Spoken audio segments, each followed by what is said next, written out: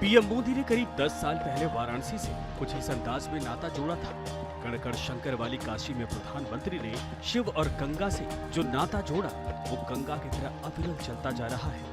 भारत की सबसे hot seat मानी जाने वाली वाराणसी लोकसभा सीट से पीएम मोदी एक बार फिर हैट्रिक लगाने को तैयार है। लेकिन बड़े मियां का रुख इस बार किस ओर है और क्या वो पीएम मोदी की गारंटी पर भरोसा करेंगे या फिर इंडिया गठबंधन के साथ जाएंगे, ये हमने उन्हीं से पूछा। उत्तर प्रदेश के तमाम जिलों को कवर करने के बाद बड़े मियां किधर चले की टीम अब आ चुकी है वाराणसी। वाराणसी वो जिला जिसे 5000 साल पुराना इतिहास इसके साथ जुड़ा हुआ है।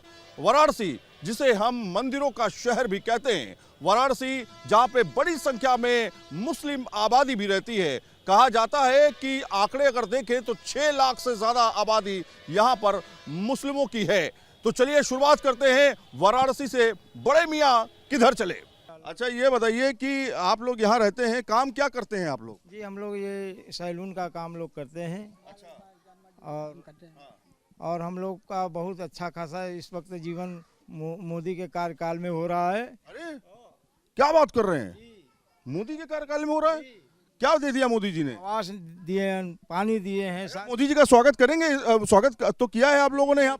मोदी जी को बार बार मैं नमस्कार करूंगा। अच्छा जी क्यों, मतलब ऐसा क्या दे दिया मोदी जी ने? हमको खुशी है कि यहाँ पे इतने उम्र में कोई घर नहीं था, घर हो गया और पानी हो गया, सारी समस्या हमको मिल रही। तो इसमें हमें मोदी चाहिए। मुसलमान आखिर मोदी जी की तरफ क्यों जा रहा है या बीजेपी की तरफ क्यों जा रहा है, क्या वजह है?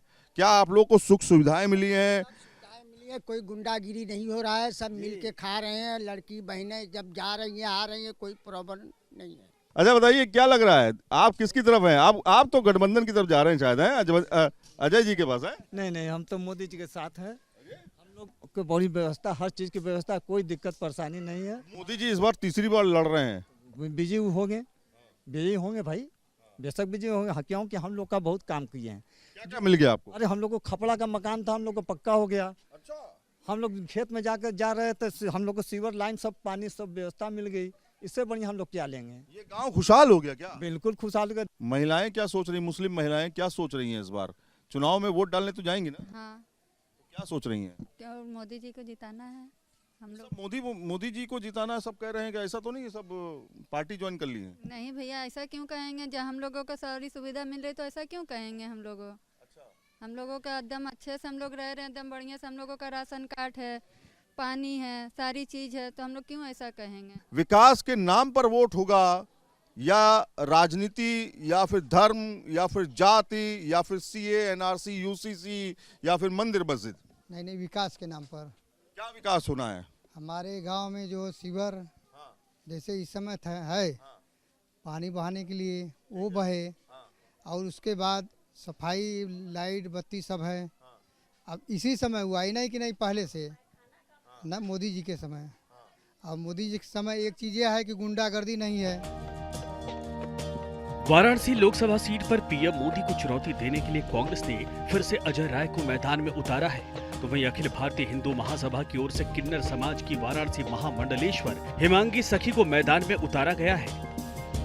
5 विधानसभा रोहनिया, वाराणसी उत्तर, वाराणसी दक्षिण, वाराणसी कैंट और सेवापुर वाली वाराणसी में 18,54,000 वोटर हैं, जिनमें 10,27,000 पुरुष और 8,29,000 महिला वोटर हैं। यहाँ ब्राह्मण, भूमिहार, वैश्य, कुर्मी वोटर बड़ी संख्या में हैं। इसके अलावा मुस्लिम मतदाताओं की भी संख्या अच्छी खासी है, जो मुकाबले को दिलचस्प बनाने को काफी है। भाई ये बताइए कि वाराणसी में हम इस समय मौजूद हैं, ये कौन सा इलाका है? जी अलईपुरा वार्ड पड़ता है, शक्कर तालाब मोहल्ले का नाम है। कितनी मुस्लिम आबादी है यहाँ पे? लगभग 6-6.5 लाख मुस्लिम आबादी है। टोटल 6-6.5 लाख बनारस की बात? जी पूरे बनारस की। और यहाँ पर जो भी चुनाव लड़ता है, एक मुस्लिम फैक्ट रहता है कि निर्भर की जिसके तरफ जाते हैं वो चुनाव जीतता है। अच्छा। लेकिन इस बार जो चुनाव हो रहा है, हमारे प्रधानमंत्री माननीय नरेंद्र मोदी जी चुनाव लड़ रहे हैं यहाँ से, तो हम लोग यहाँ पे तीसरी बार भी चुनेंगे? जी इसलिए चुनेंगे कि यहाँ पे जो काशी में विकास हुआ है, कोई और सांसद नहीं किया था। तो काशी से हम लोग सांसद नहीं, प्रधानमंत्री चुन रहे हैं। गठबंधन की सरकार जो है, गठबंधन जो इस बार हुआ है कांग्रेस और समाजवादी पार्टी का, उसको लेकर के क्या सरगर्मियां देखिए उनका उसको चुन रहे हैं? गठबंधन का कोई सवाल नहीं है कि यहाँ से जीते। मोदी जी का काम जो है इतना बढ़िया है और हम लोगों के मुस्लिम के नज़र में कि उन्हीं को चुना जाएगा। अच्छा, गठबंधन की कोई वो नहीं है, हैं? कोई नहीं, कोई वैल्यू नहीं। आपको क्या लग रहा है? नाम क्या है सर आपका? हमारा नाम इकबाल अहमद है। हमारा नाम इकबाल अहमद है। क्या लग रहा है इस बार? अरे इस वक्त भी हमारे प्रधानमंत्री मोदी जी जरूर जीतेंगे यहाँ से। क्या ऐसा काम कर दिया मोदी जी ने? नहीं, मोदी जी पूरे देश में अच्छा काम कर रहे हैं और बनारस की आस भी है कि अच्छा होगा बनारस में, और आगे और अच्छा होगा। आगे और अच्छा होगा। मुस्लिम समुदाय में मोदी जी की पैठ कैसी है? खास तौर पे अगर हम देखें कि प्रधानमंत्री आपके यहाँ से इलेक्शन लड़ रहे हैं, 2014 से जीते। सभी काम अच्छे कर रहे हैं, केवल खाली कारोबार से ही बुनकर परेशान है और कोई बात नहीं है। और सब कुछ अच्छा चल रहा है, विकास भी हो रहा है और हर चीज़ की सुविधा भी अच्छी हो रही है।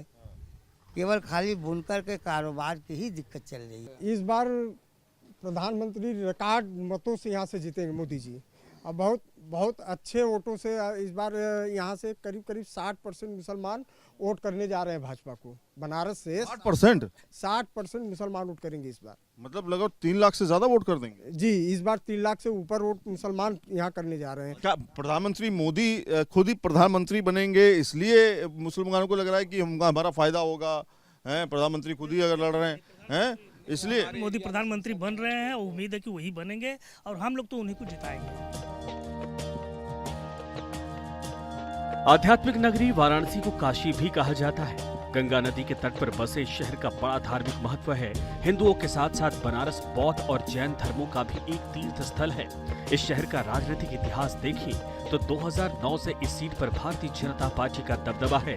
इससे पहले 90 के दौर में ये सीट बीजेपी के पास ही रही और 2014 से यहाँ प्रधानमंत्री नरेंद्र मोदी अजेय हैं। मुसलमानों के लिए खास तौर पे ये कहा जाता है कि भैया बीजेपी तो मुसलमानों की पार्टी है ही नहीं। ऐसे कैसे बीजेपी पार्टी नहीं है? सीए एनआरसी को लेकर के प्रोटेस्ट होते रहे इससे पहले। सीएए में उसमें मुसलमानों को कोई दिक्कत है ही नहीं है, मुसलमान उसके सपोर्ट में है। इसमें तो नागरिकता देने की बात है ना, नागरिकता लेने की कहाँ बात है? ये तो मुसलमानों को केवल भड़काया जा रहा था। धर्म का मुद्दा रहेगा इस बार विकास का? मतलब ये है कि जैसे कि धर्म का कोई मुद्दा नहीं है, ये तो खाली धर्म के नाम पर एक लड़ा रहे हैं। 2024 में मुसलमान क्या बदल गया एकदम? बिल्कुल बदल गया, बिल्कुल बदल गया। हाँ, विकास को देखते हुए, ईमानदारी को देखते हुए, भ्रष्टाचार को देखते हुए बदल गया। इससे पहले तो मुसलमान बीजेपी को छोड़ करके समाजवादी पार्टी, कांग्रेस, बीएसपी का दामन थामता रहा। जब तक उनको समझ में नहीं आ रहा था कि वाकई में बीजेपी को लेकर के अदर पार्टियां मुसलमानों को बलगला रही थी, वो केवल इस्तेमाल कर रही थी। लेकिन अब मुसलमान जागरूक हो चुका है। जागरूक हो गया या डर गया है? जागरूक हो गया है, समझ गया है कि अब हमको किसके साथ रहने से हमारा विकास होगा। डर तो नहीं है कि कहीं व्यापार ना छिन जाए, कहीं कुछ? बिल्कुल नहीं, डर कोई डर नहीं है। कोई डर नहीं। तो कुल मिलाकर के यहाँ पर देखिए विकास की धारा, इनका कहना है कि बह रही है। चूंकि प्रधानमंत्री नरेंद्र मोदी खुद ही इलेक्शन लड़ रहे हैं तीसरी बार, इसलिए इनको उम्मीद है कि इस बार के इलेक्शन में वो आएंगे और विकास और करेंगे।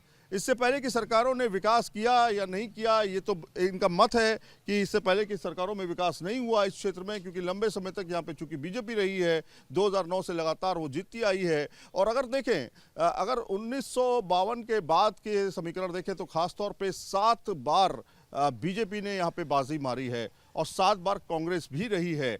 ऐसे में आने वाले समय में यानी 2024 में क्या राजनीतिक समीकरण होंगे, क्या हैट्रिक मारने जा रहे हैं प्रधानमंत्री नरेंद्र मोदी या फिर विजय राय को जनता चुनेगी, ये देखना दिलचस्प होगा। वीडियो जर्नलिस्ट संदीप सिंह के साथ सैयद आमिर हुसैन, न्यूज़ नेशन, वाराणसी।